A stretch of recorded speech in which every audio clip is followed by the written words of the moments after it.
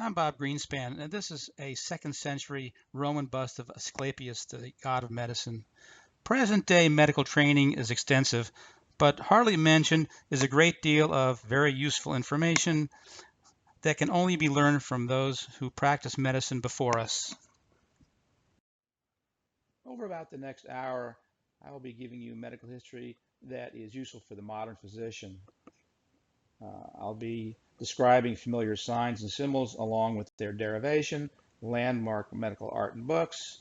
I'll also be discussing instruments and medications we use every day, as well as examples of doctors who have behaved badly in the distant and recent past, along with the implications that behavior has on the current perception of physicians today.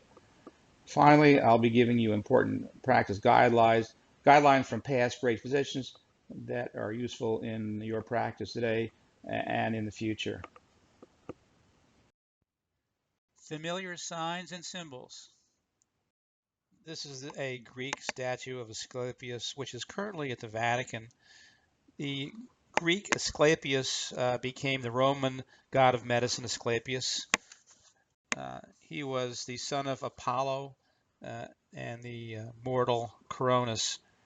The Greek Hermes, who later became the Roman Mercury, was the messenger god, delivered Asclepius and was the escort of souls to the lower world. The staff that Asclepius holds is the earliest sign of medicine. It was made of cypress for longevity, and there's some debate regarding the origin of that symbol. In the Bible, in Numbers, this quote, "And the Lord said to Moses, Make thee a fiery serpent and set it upon a pole, and it shall come to pass that every one that is bitten when he looketh upon it shall live." So the snake wrapped around the pole became the symbol of medicine. In early Egypt, the filarial worm was very common, and early Egyptian physicians would remove the worm by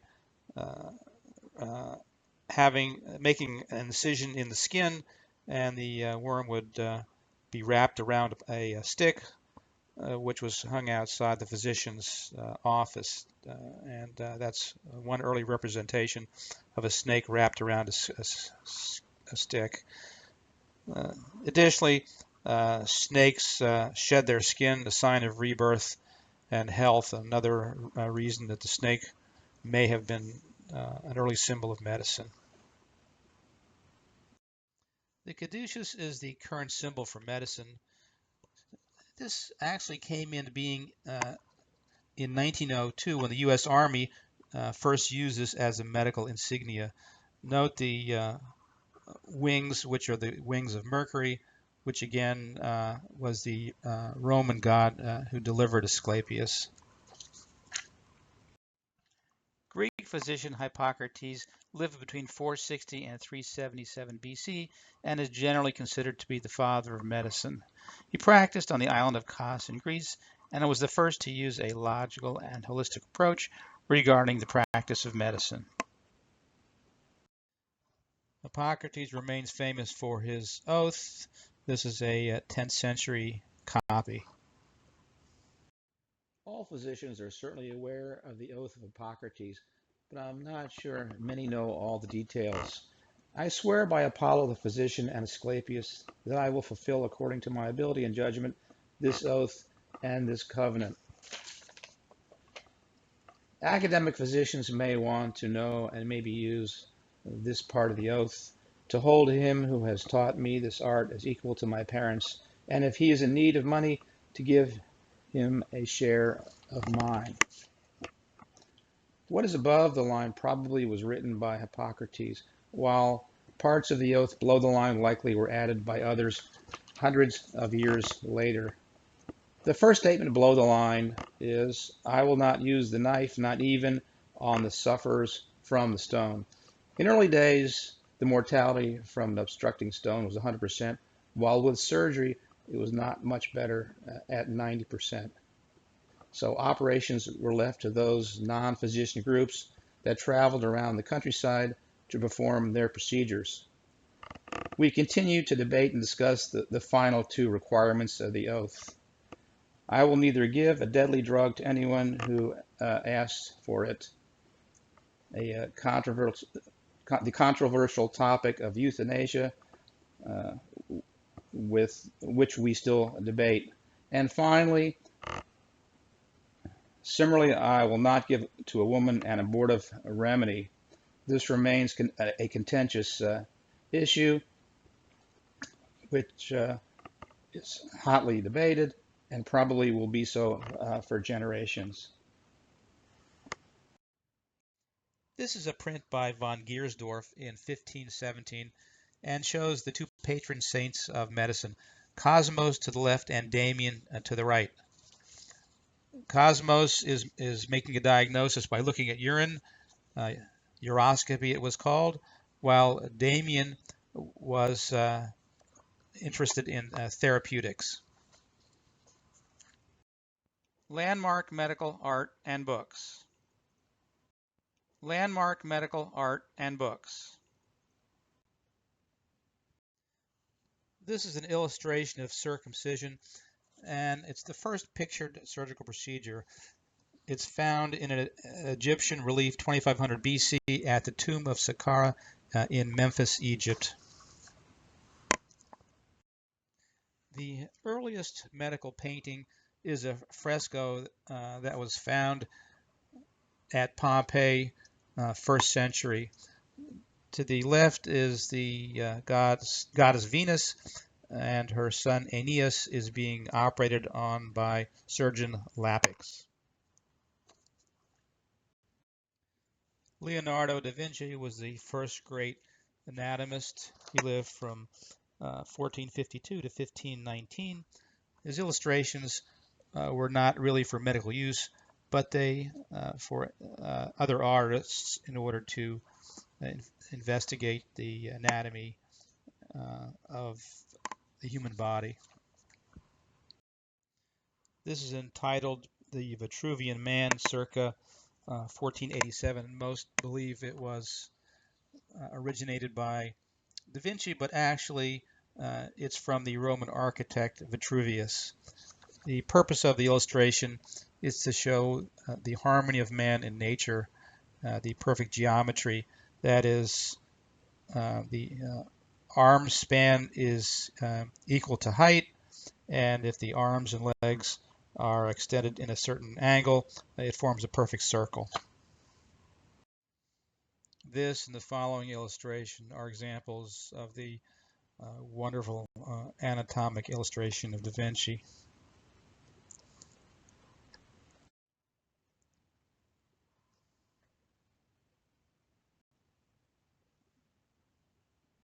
This early illustration of a dissection is from the first book that ever had medical illustrations. It was written by Johann Ketham in 1493 and was called Vesiculus Medicinae. A few interesting things to note on this illustration. Physicians wore either short robes or long robes. You can see the gentleman doing the dissection wore a short robe, and he was the one who actually did the surgery. Sitting in a chair above him and instructing him on how to do the dissection was a physician of the long robe, who was really the instructor. In fact, you can see him sitting in a chair, and that's where the term chairman of the department comes from, since the gentleman of the long robe who did the instructions sat in the chair. The gentleman you're looking at is Andre Vesalius, who wrote the first landmark book in the history of medicine.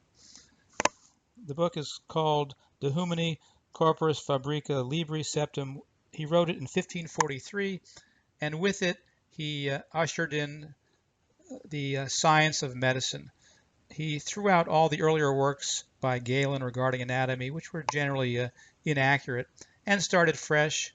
And with his book, medicine became a science. Notice he's dissecting the forearm of this cadaver, and I'll mention that in a few minutes. This is the front piece of that famous work, and there's quite a bit of symbolism. Notice to the left of the dissection, Vesalius himself is doing the work and describing the anatomy to his students. Above the dissection is a skeleton pointing out the dissection, which really symbolizes the death of the way anatomy had been taught in the past. One of my goals in this presentation is to point out some of the high points of medical history regarding literature and art. And certainly you've seen this painting before. The title is The Anatomy Lesson of Dr. Nicholas Tulp. It was painted in 1632 by Rembrandt. In fact, it should have been renamed A Physiology Lesson. In the 17th century, physicians felt that understanding physiology was extremely important, more so than anatomy, in understanding the way the human body functioned. Notice that Dr. Tulp is flexing his left hand while at the same time he's pulling the tendon on the dissection, which moves the left hand of the dissection, showing how the tendons work. Also note in the right lower corner, they're referring to a textbook, which probably is the Vesalius we just saw a few slides ago. And notice it's the same dissection that's in the front page of that book. In 1628, William Harvey wrote what many feel is the most important book in the history of medicine, since it marked the beginning of scientific investigation. This is the front piece of that most famous book, De Motu Cordis, and the following slide will show you its most famous illustration in which the circulation is clearly described. This is the classic illustration from De Motu Cordis and is the first to describe the circulation in detail. I'm going to read this passage by Dr. Harvey, since this is really where modern medicine begins. The blood passes through the lungs and heart by the force of the ventricles and is sent for distribution to all parts of the body, where it makes its way into the veins and the flesh and is finally discharged into the vena cava and right auricle of the heart. It is absolutely necessary to conclude that the blood in the animal body is impelled in a circle and is in a state of ceaseless motion, and it is the sole and only end of motion and contraction of the heart. There are a number of physicians in the history of medicine with whom you should become familiar. The first and foremost is Sir William Osler. He's a Canadian physician who was instrumental in starting Johns Hopkins University. So I'll be quoting him several times in the rest of the PowerPoint, but his thoughts regarding Dr. Harvey's book are important, and I will be reading them in the next slide. Here, for the first time, is an experimental solution of physiological problems carried out by a man who could evaluate his findings without ever valuing them and had the ability to let his conclusions follow naturally from the results. A modest monograph of 72 pages lays the basis for all experimental medicine. Finding anatomic specimens for dissection remained a challenge into the 20th century. So there are a number of examples of wonderful art that was produced in order to teach anatomy. This first one was produced by Gautier de Gautier. It's a 4-color mezzo tint, and the two that follow are by J.W. Borgery from his Traité complète d'anatomie de l'homme, which was produced from 1866 to 1871.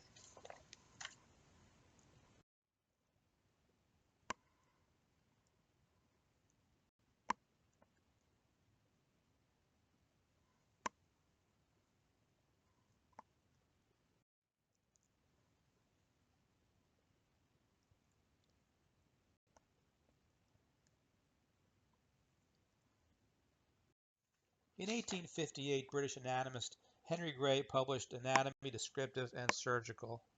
This remains the most widely published anatomy of all time and is still available in print today. A differential diagnosis begins with an extensive history, and following that, a physical diagnosis. 4 parts of a physical diagnosis include inspection, palpation, percussion, and auscultation. Perhaps the earliest and most classic observation is that of the Hippocratic facies. If the patient's facial appearance may be described thus: the nose sharp, the eyes sunken, the temples fallen in, the ears cold and drawn in, and their lobes distorted, the skin of the face hard, stretched and dry, and the color of the face pale or dusky, and there is no improvement within a prescribed period of time, it must be realized that this sign portends death. Palpation of the pulse was an early diagnostic tool used not only by the Egyptians but by the Chinese. You're looking at a 4th century treatise on the pulse published by Wang Shu Ho. There were many diagnoses, each corresponding to a different amplitude or description of the pulse. Anecdotally, in early Chinese medicine, every organ had an opposite. For example, the heart and the kidneys were opposite organs fighting each other. And in fact, as a nephrologist, I find this to be the case today physiologically, in that patients with cardiac disease need to be kept on the dry side so they don't go into failure. Patients need to be kept wet so they don't go in renal failure. So you have a constant battle between cardiologists and nephrologists today. Too wet, too dry, too wet, too dry. And again, the roots of these arguments date back many centuries. The third form of physical examination is percussion.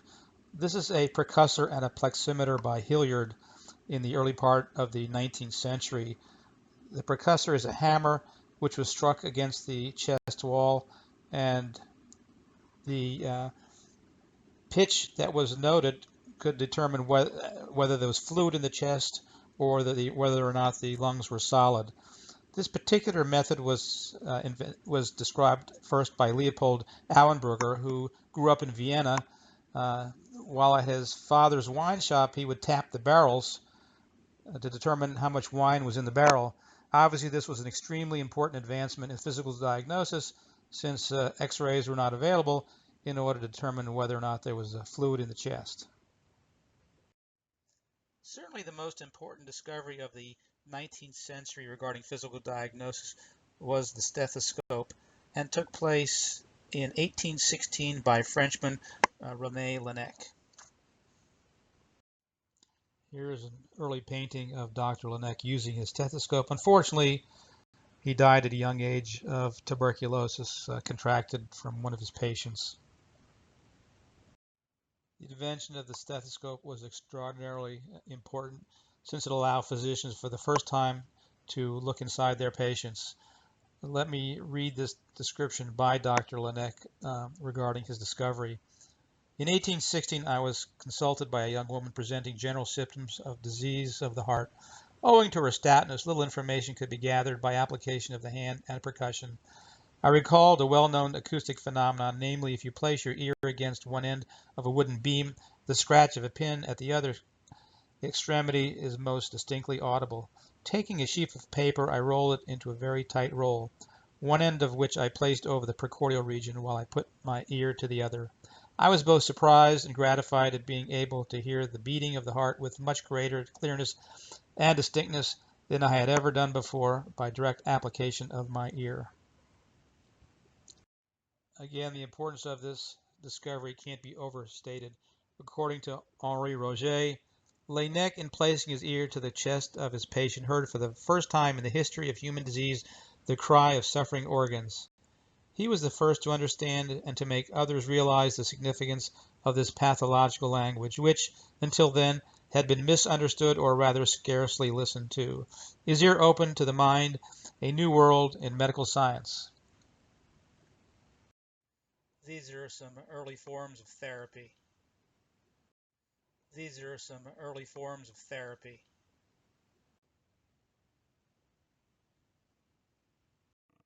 Since the time of Hippocrates, disease was felt to be an imbalance of one of the four basic elements: blood, phlegm, yellow bile, and black bile.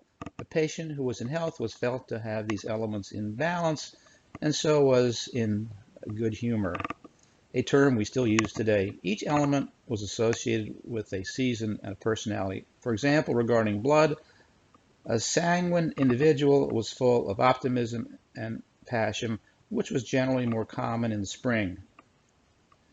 To sanguinate means to lose blood, which would have been acted to reduce that excess element. A winter season found people more sluggish or phlegmatic when they were prone to have colds and produce phlegm, an attempt to balance that humor. Individuals might be choleric or short-tempered and energetic in the summer when they might have high levels of yellow bile. One treatment was cucumber seeds. We now use the expression to be cool as a cucumber. Finally, one might be depressed or melancholy in the autumn as winter approached with high levels of black bile. That was also the season of malaria, which sometimes produced dark urine. Bad air was thought to be the cause, so we use the term malaria. Bleeding has been used for centuries in order to balance the humors. And in fact, it was first used in early monasteries. This is an early poem. By bleeding to the marrow cometh heat. It clean your brain, restoreth sleep. Correcting humors that do waking keep. All inward parts and senses also clearing. It mends the voice, touch, smell, and taste, and hearing. To bleed doth cheer the pensive and remove the raging fires bred by burning love. The last line is of interest. In early monasteries, the monks were really prohibited from using instruments, but they needed to have barbers come in to do their shaving. These barbers became fairly proficient and started doing minor surgery and became the first barber surgeons out in the community.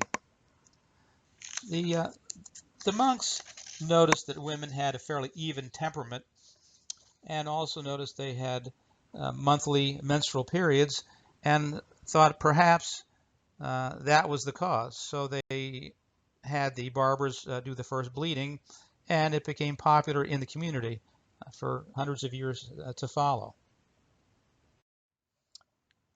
Here's a 19th century depiction of a patient being bled while the surgeon is monitoring the pulse to notice the power of the pulse and indirectly the blood pressure. Now, bleeding did work in a number of circumstances. If you had a patient who was very anxious, very flushed, and you bled off a couple of units, the patient would calm down, would be more manageable. They didn't understand the physiology of shock and hypotension. Here's an anecdote. I trained at the University of Maryland Medical School, and then I went to Ohio State, where I trained in nephrology. My first month in my nephrology training, I was called to the emergency room to treat a patient who was in congestive failure, who was on dialysis. There was no way to keep the patient from being intubated other than to bleed her, which I did. I asked the phlebotomist to come down, draw off 2 units of whole blood. The patient's breathing immediately improved. She sat up, and by the time we were able to get her on dialysis, which was a couple of hours later, I had the blood spun down and reinfused to the patient. So certainly in a very common disease of congestive heart failure, bleeding is effective. And again, not understanding the physiology was used, it has been used for hundreds of years. This is a 19th century image of a physician bleeding a patient. Notice that the patient is holding a bleeding stick, which he squeezes while the doctor has a tourniquet tightened in order to make the veins engorged. This was the method of bleeding for many, many years. In the early days, physicians would take the saturated tourniquet and wrap it around the bleeding stick and hang it upside their office.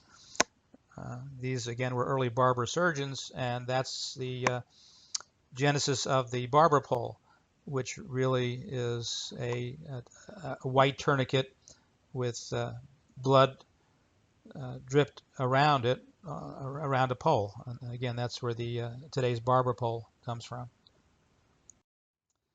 Cupping is a form of counter irritation which has been done in Asia for thousands of years and is actually still done today. In the early days, where they couldn't operate because of the lack of anesthesia and asepsis, it was felt that there was a possibility of drawing the disease to the surface by using hot cups, uh, either wet or dry. Wet meaning you would use lancets to draw out blood.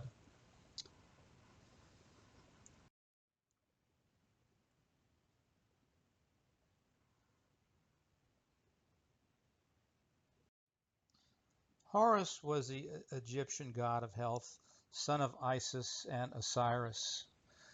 He lost his left eye in a battle with one of his uncles, Seth, and the eye was subsequently restored by another uncle, Thoth, the god of compassion. It was divided into hecats or fractions. This is the symbol of that left eye of Horus, which was used for measurement in Egyptian times.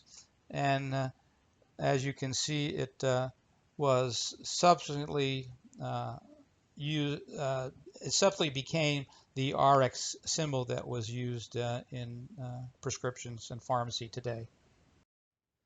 Very little has changed in medical therapy from ancient times. I'll let you read this.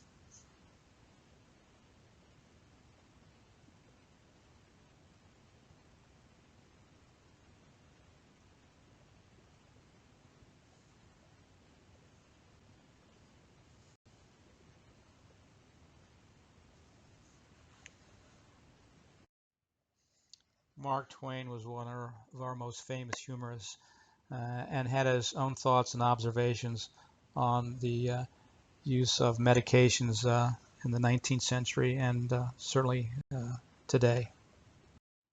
No one doubts, certainly not I, that the mind exercises a powerful influence over the body. From the beginning of time, the sorcerer, the interpreter of dreams, the fortune teller, the charlatan, the quack, the wild medicine man, the educated physician, the mesmerist, and the hypnotist have made use of the client's imagination to help them in their work. Physicians know that where the disease is only a fancy, that the patient's confidence in the doctor will make the bread pill effective. Mark Twain. Again, a keen observation on the placebo effect. Belladonna is an anticholinergic medication which we still use today with the name atropine. It's used for slow heart rates by cardiologists all the time. Ancient Assyrians noted that women with dilated pupils were much more attractive, so they used belladonna for that purpose. And in fact, the name belladonna means beautiful woman. The only caution that I give my medical students is that when you're resuscitating a patient, if you use atropine for a slow heart rate, you should not look at the pupils because they will be dilated just uh, as a result of using the belladonna and should not be as a determinant of whether the patient has expired. People refer to this classic medications when they suggest how ineffective medications are. The thought was in the 19th century that since snakes were so supple, if you used oil from the snake uh, and applied it to stiff limbs, it would impart some of the supple nature and ease the joints. It didn't work, but it was a thought.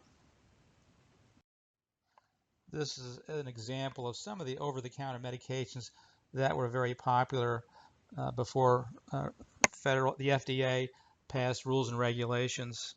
A lot of medications had up to 50% alcohol, and in addition, the cough remedy on the left has heroin. The cough drops on the right contained opium, and marijuana uh, was in the pills of the small bottle.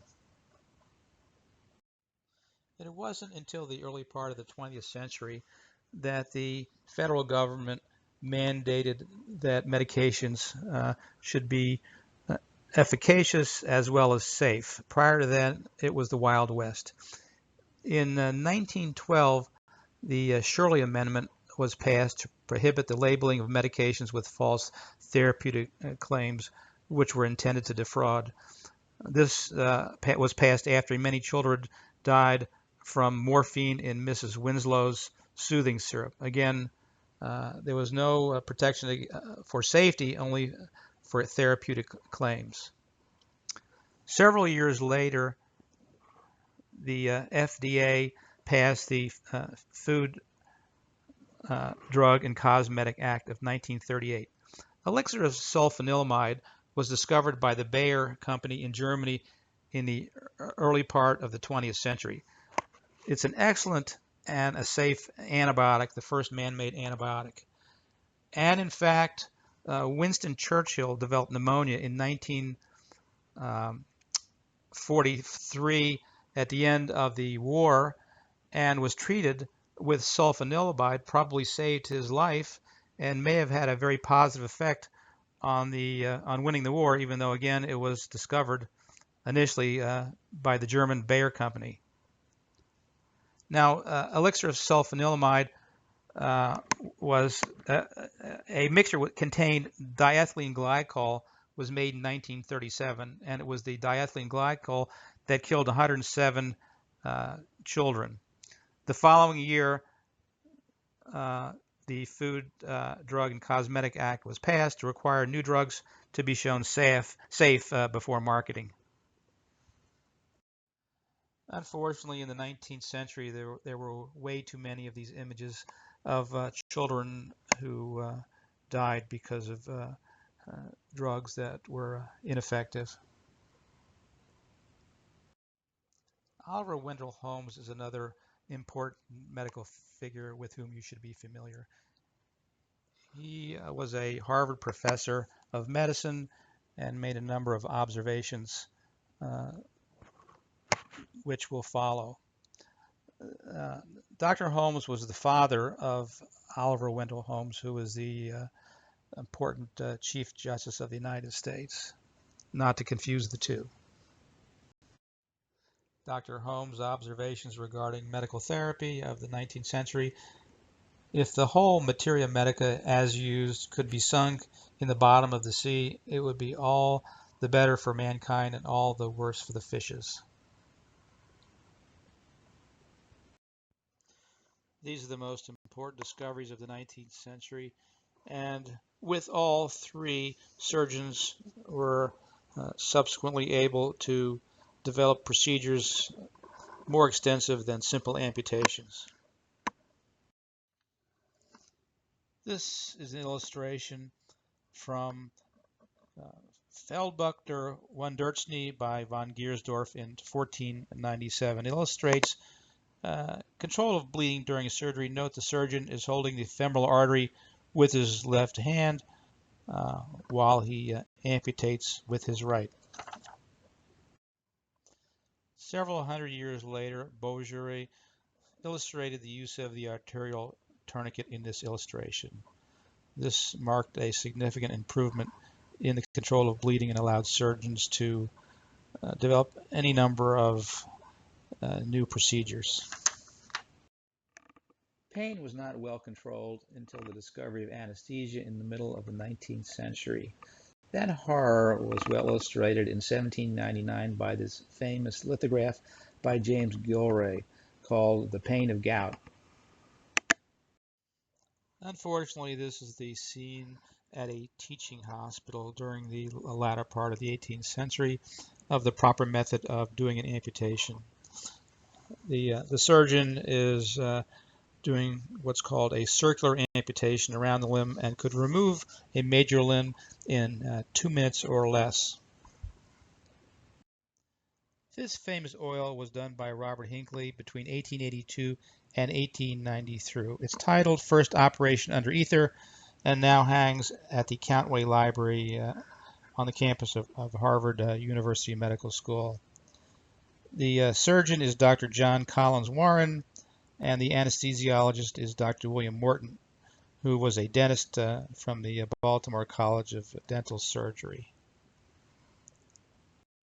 This daguerreotype was taken in 1847, several months after that famous first use of anesthesia in the ether amphitheater at the Boston, Massachusetts General Hospital. Also present here are the surgeon, Dr. John Collins Warren, and the anesthesiologist, Dr. William Morton.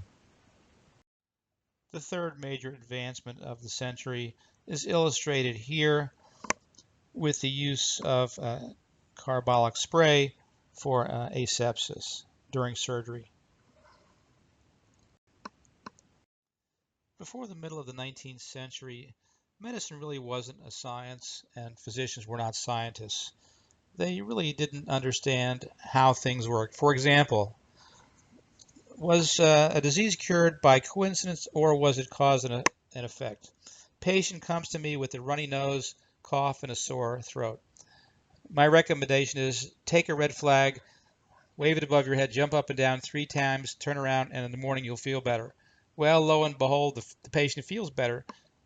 The patient had a cold and would have felt better anyway. This was coincidence, not cause and effect. Number two, if one takes 1,000 patients, 1/3 will get better no matter what you do. That's the natural progression of disease. 1/3 will improve because of a placebo effect. They believe in me, they have faith in my medications, and they will feel better. And of the last third, those that got worse or died, it really was the patient responsibility. The patient didn't come to me soon enough. The patient was a sinner. The patient didn't take their medications. And lastly, anecdotal evidence. There was no scientific method, so there are stories of grandmother's cures and stories of anecdotes. The next slide is an excellent example of anecdotal evidence. Now, if one wanted to argue that smoking is really not such a bad thing, this would be the slide to use.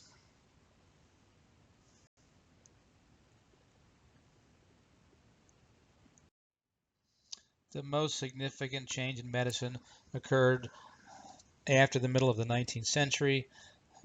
Medicine became a science with the use of clinical investigation and the scientific method. That is the use of control series and unbiased investigators.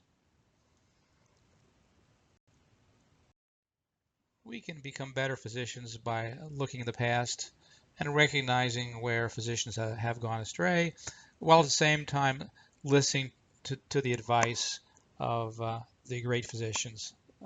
So that's where I'll be spending the remainder of the PowerPoint. Peter Chamberlain emigrated to England in the 18th century. He discovered the obstetric forceps. Unfortunately, he kept it a secret within his family for over 100 years. He would do a delivery by keeping the forceps in his back pocket and placing a sheet from his chin to the mother's chin, and only take out the forceps under the sheets. In not sharing this discovery with others, thousands and thousands of lives were lost. It was several generations of Chamberlains before the discovery was let out to the public. This angered a number of physicians, and the following slide will demonstrate that.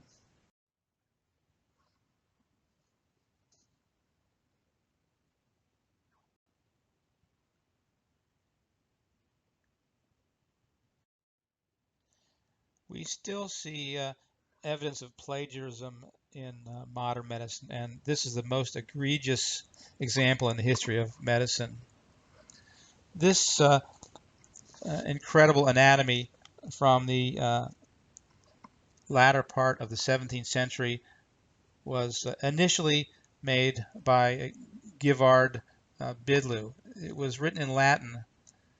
Several years later, William Cowper went to the editor, took the same plates, and published the identical book in 1698, not giving any credit to Govard Bidloo. All he did was translate it from Latin into English, and he took his name and pasted it over the name of Bidloo. This is the front piece of that reproduction, and if you shine a light uh, through that pasted area, you can see both names, one underneath the other. Gender bias has been a problem in all professions, and certainly that's the case in medicine in the past as well as today. This is an early sketch by Leonardo da Vinci you probably haven't seen. It's one of intercourse, and as you can see, there is a direct connection between the male arterial system and nervous system to the female. The female really acts as an incubator. The homunculus is a preformed individual which is placed in the woman by the male and forms a new individual. So this again is an early example of gender bias in one of the early sketches by Leonardo da Vinci. Shown here is one of the great surgeons of the latter part of the 19th century, Hayes Agnew, teaching surgery at an amphitheater at the University of Pennsylvania. Note all students are male, so another example of gender bias in medical education throughout the 19th century. This image was the basis of one of the most famous paintings in the history of medicine.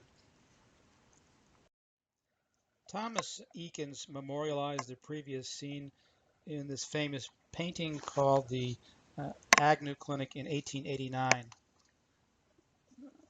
Of interest is the nurse to the right, and Thomas Eakins' recognition of gender bias, but again, as you had seen from the previous slide, there were no females present in those teaching facilities.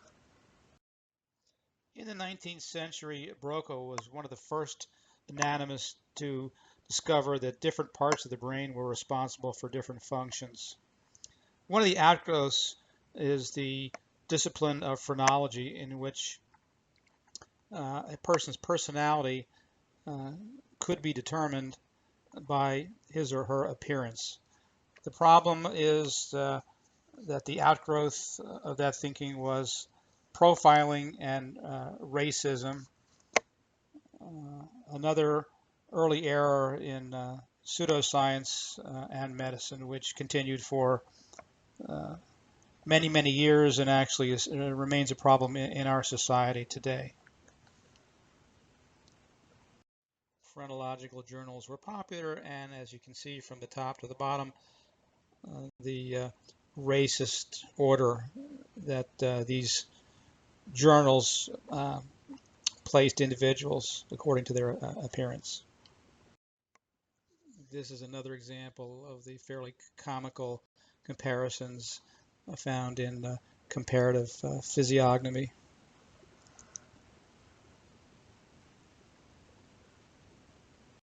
Pseudoscience can be defined as a grain of truth being expanded into a full scientific theorem with no real basis. Dr. Oliver Wendell Holmes, who I mentioned earlier, in the next slide, will discuss why people gravitate to pseudoscience. There is nothing men will not do to recover their health. They have been submitted to be seared with hot irons like galley slaves, to be crimped with knives like codfish, and to have needles thrust into their flesh, and bonfires kindled on their skin, to swallow all sorts of abominations, and to pay for all of this as if to be singed and scalded were a costly privilege, as if blisters were a blessing and leeches a luxury. Without a scientific basis and with no regulations, physicians developed any number of what we now term as quackery devices in the 18th and 19th centuries. This is the classic Perkins tractors. Alicia Perkins was an 18th century physician who thought that any number of diseases could be drawn from an individual by using these small metallic tractors. In fact, George Washington owned a pair himself. This particular set was owned by the Perkins family. And the following lithograph by Gilray shows the use of these tractors.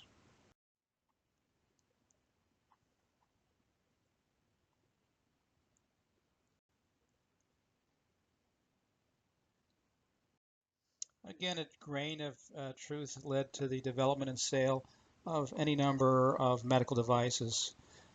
These devices contain small amounts of carbon and were placed in water, the theory being that oxygen was good, and by wearing one of these devices, the patient was exposed to increased oxygen to cure almost any disease. This is an example of the use of one of these devices called a Farador. And again, looks simple and harmless enough.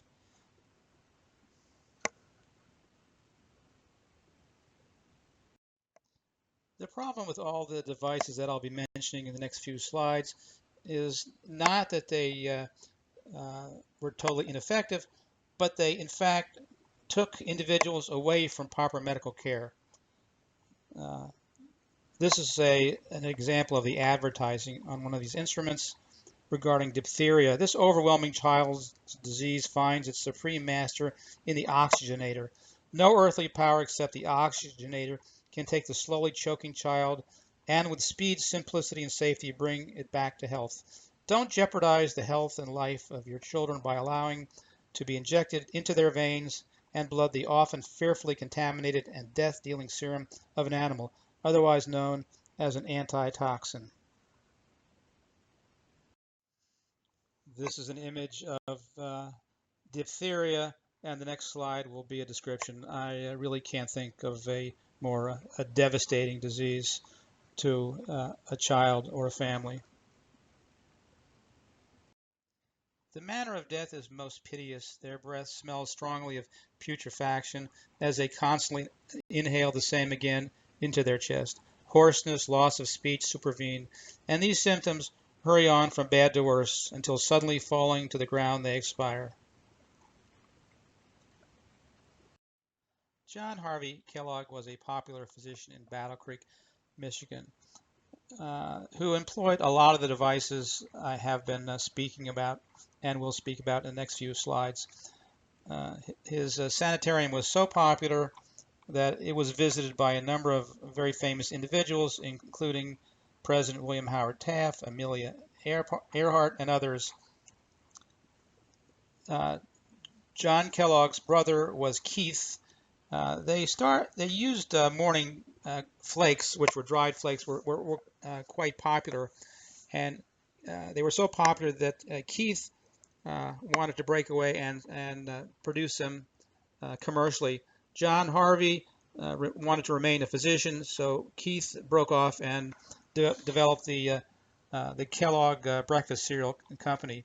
Two other individuals who were at the Battle Creek Sanitarium were Sylvester Graham, who broke away, and after whom graham crackers are named, as well as C.W. Post, who started the breakfast cereal giant, the Post Company. This is an example of pseudoscience practiced in the early part of the 20th century. If you had a weak muscle, you would exercise it to give it strength. By the same logic, if your eyesight were weak, shouldn't you exercise the muscles of your eyes to make your eyesight stronger? These are examples of eyeball massagers. Magnetism has been popular as a method of therapy for thousands of years and is still popular today. The difficulty is that the control series and scientific investigations remain lacking. And hopefully at some point there will be controlled series to determine whether or not magnetic devices are effective. Although certainly we do use magnetism in our MRI scans and other studies. This is an example of a magnetic corset, this one by Scott. The model is also wearing a Boyd battery, which has several different metals which are magnetic. Again, the problem being not whether or not it's effective, but the claims made by the Boyd battery makers were just sometimes outrageous. These are some of the diseases purported to be cured by that small device. And to name a few, kidney disease, diabetes, diphtheria, meningitis, deafness, heart disease, spinal diseases, paralysis. And again, um, this little device took a number of individuals away from reputable therapy. Going from magnetism to electricity, again, all these new discoveries in the early part of the 20th century provided incredible opportunities to the medical community, since there was no regulation on what could and couldn't be used. This is a picture of Albert Abrams, who has been called the king of the quacks. He would rent out his electrical devices to physicians with the provision that they would not open them. At some point, the federal government investigated him and gave one of these devices to a Nobel laureate. After evaluation, the Nobel laureate, his conclusion was that this is the type of machine that a 10-year-old would build to fool an 8-year-old. This is a quote from a textbook of electrical treatment, and it sounds quite reasonable. We can make high-frequency currents increase metabolism, allay sensibility, stimulate the sympathetic nervous system, increase or diminish the functions of the glands, tone up muscular fiber, and act as a general tonic. These currents produce a general vitalizing and invigorating effect. The use of all these devices was given great credibility, since there are a number of medical schools that specialized in degrees for electrotherapeutics. Radioactivity was a new area in the early part of the 20th century, so this was another specialty where physicians thought they could take advantage. A number of radioactive springs were found throughout the United States, where patients could bathe in highly radioactive mineral springs and also drink radioactive water for their health. Percival Pott here gives us an explanation for the success of some of these early unusual forms of therapy. The desire of health and ease, like that of money, seems to put all understandings and all men upon a level. The avaricious are duped by every bauble, the lame and the unhealthy by every quack. Each party resigns his understanding, swallows greedily, and for a time believes implicitly the most groundless, ill-founded, and delusory promises. Moving on to what I feel is the most important part of modern medicine, preventive medicine. According to a Chinese proverb, the superior doctor prevents sickness, the mediocre doctor attends to a pending sickness, and the inferior doctor treats actual sickness. It's in the area of infectious disease that most opportunities have been missed in the history of medicine. Listen to this quote from John Astruc, who was the physician to King Louis XIV. There are some who think that the venereal poison is nothing else but a school of little nimble, brisk, invisible living things of a very prolific nature. which, when once admitted, increase and multiply in abundance and inflame, erode, and ulcerate the parts they fix on. These are mere visionary imaginations, unsupported by any authority. That all other diseases are derived from the like little living things, nothing can be more absurd. Vaccination is the most obvious area of preventive medicine. This is a picture of smallpox, hopefully a picture that you will never see. This is a Gilray print from the 18th century showing Edward Jenner after his discovery of vaccination.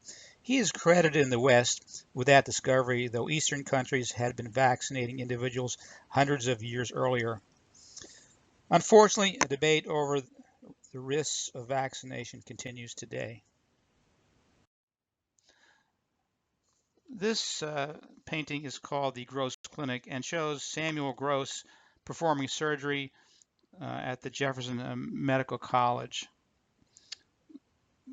The painting was completed in 1875 and was to be shown at the World's Fair in Philadelphia, which was the first World's Fair in the United States. Unfortunately, it was not accepted for presentation since it was felt to be too graphic. To the right of Samuel Gross is one of the relatives of the patient, which was the custom in the 19th century. Thomas Eakins also shows a self-portrait just to the right shoulder of Dr. Gross. The reason that this painting appears in this part of the PowerPoint is that Samuel Gross, although a famous surgeon and wrote one of the most prominent textbooks of the 19th century, was not an advocate for asepsis. And in fact, you see he used no sterile technique and was not wearing gloves.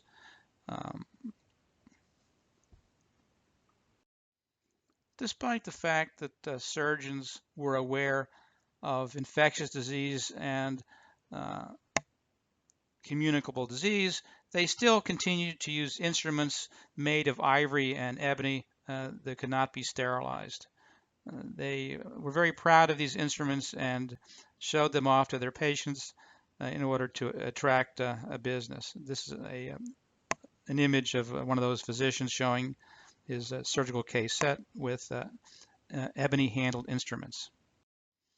Our duty as physicians is to protect the public, to warn the public. So this advertisement from Life magazine is frightening. There was an entire cigarette campaign during the 1950s advertising physicians and smoking.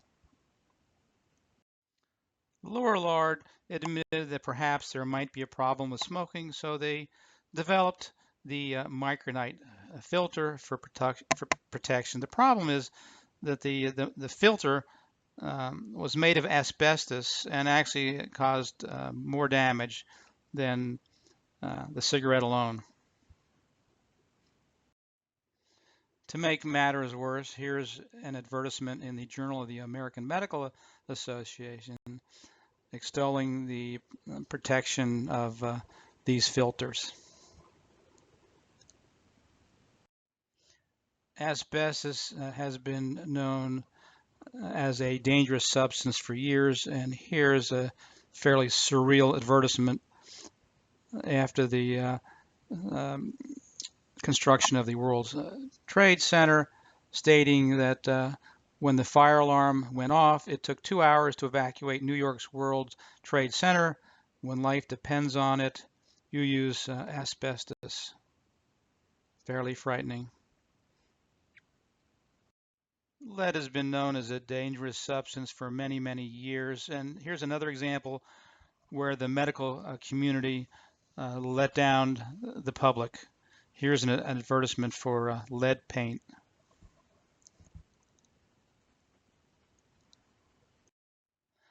This is another example of how the medical community is confusing the public.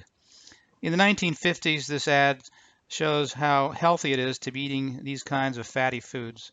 A few years later, cardiologists stated how dangerous saturated fats are for your heart and your health.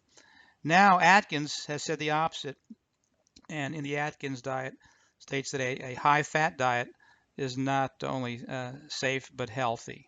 So again, what is the public to think? As Osler stated, the philosophies of one age have become the absurdities of the next, and the foolishness of yesterday has become the wisdom of tomorrow. With all the previous information, you can certainly understand why the public has certain misgivings regarding the medical community. In the 16th century, Michel de Montaigne made this important observation. Doctors have a clever way of turning everything to their advantage. Whenever nature, luck, or anything else benefits our health, they lay it to their medicine. When things go badly, they disown all responsibility and throw the blame on their patient. In my own sickness, I have never found three doctors of the same opinion. Laxatives, I am advised, are proper for a man afflicted with the stone. By dilating the vessels, they help discharge the viscous matter out of which the gravel is formed. Again, laxatives are dangerous because by dilating the vessels, they help the formative matter to reach the kidneys, which naturally seize and retain it. It is the fear of pain and death, impatience at being ill, and restless search for cures which blind us. It is pure cowardice that makes us so gullible. A large part of the problem was and continues to be the poor communication that physicians have with their patients. Mark Twain illustrates that poor communication in the following. When doctors speak, this is what patients hear. Without going too much into detail, madam, for you would probably not understand it anyway, great care is going to be necessary here. Otherwise, exudation of the esophagus is nearly sure to ensue. And this will be followed by ossification and extradition of the maxillarius superioris, which must decompose the granular surfaces of the great infusorial ganglionic system, thus obstructing the action of the posterior variloid arteries and precipitating compound strangulated cirrhosis of the valvular tissues, and ending unavoidably in the dispersion and combustion of the marsupial fluxes and the consequent embrocation of the bicuspid populo-redax referendum rotulorium. Because of our past behavior, these are unfortunately some of the views that many continue to have toward the medical profession. According to Voltaire, doctors are men who prescribe medicines of which they know little to cure diseases of which they know less, in human beings of whom they know nothing.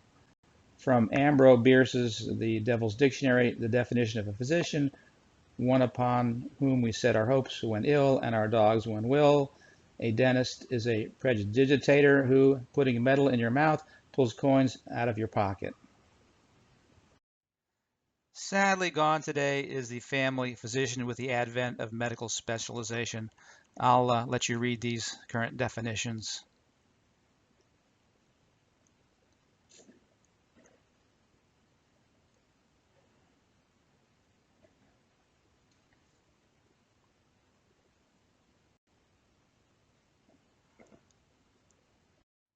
Medical fees have always been an area of contention. This was certainly recognized by Benjamin Franklin in the 18th century.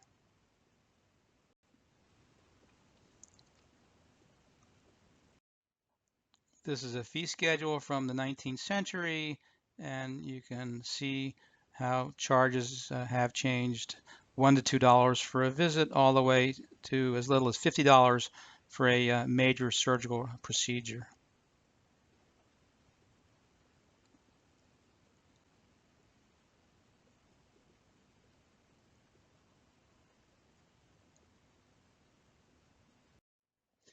Even Dr. Seuss piles on. When at last we are sure you have been properly pilled, then a few paper forms must be properly filled, so that you and your heirs may be properly billed.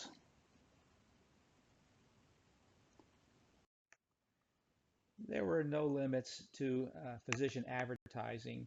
And as you see, this physician guarantees a cure of cancer. Unfortunately, today, a number of physicians continue to abuse the privilege of false claims.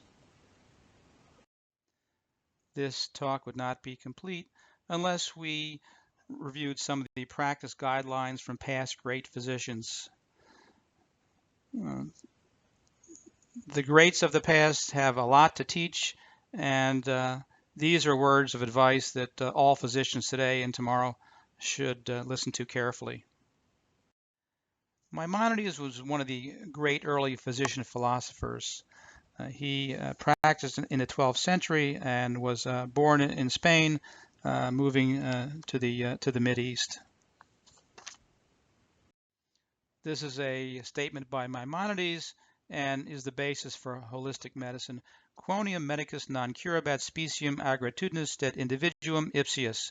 The physician should not treat the disease, but the patient who is suffering from it. One of the basic tenets of modern medicine is primum non nocere. First, do no harm. This was used by Thomas Inman in 1860, who thought he was quoting English physician Thomas Sydenham. However, if you look in the past, it was first said by Hippocrates, as to diseases, make a habit of two things, to help or at least to do no harm. This lady had tertiary syphilis with an aortic aneurysm. I use this case in order to illustrate the difficulty and the frustration of practicing medicine for all physicians. Sooner or later, everybody is tripped up in forming a diagnosis. Mr. Dease of Dublin boldly declared an abscess, while others thought in an aneurysm. He thrust a lancet into it and proved himself in the right. Soon after, he made a similar diagnosis. He thrust in his lancet as before, and out gushed the patient's blood and his life with it. The next morning, Mr. Dease was found dead and floating in his own blood. He had divided the femoral artery. Be very careful, be very slow, be very modest in the presence of nature. I'm concluding this talk with several quotes by Dr. Osler, the greatest modern physician. These are takeaway quotes that should be kept in mind throughout one's career in the practice of medicine. Learn to see, learn to hear, learn to feel. Learn to smell and know that by practice alone can you become expert. Medicine is learned by the bedside and not in the classroom. Let not your conceptions of the manifestations of disease come from words heard in the lecture room or read from the book. And finally, the practice of medicine is an art, not a trade, a calling, not a business, a calling in which your heart will be exercised equally with your head. The good physician treats the disease, but the great physician treats the patient.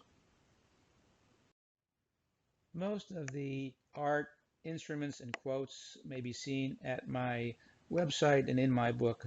Hopefully, there are some takeaway messages that may help you in your future practice in medicine. Thank you.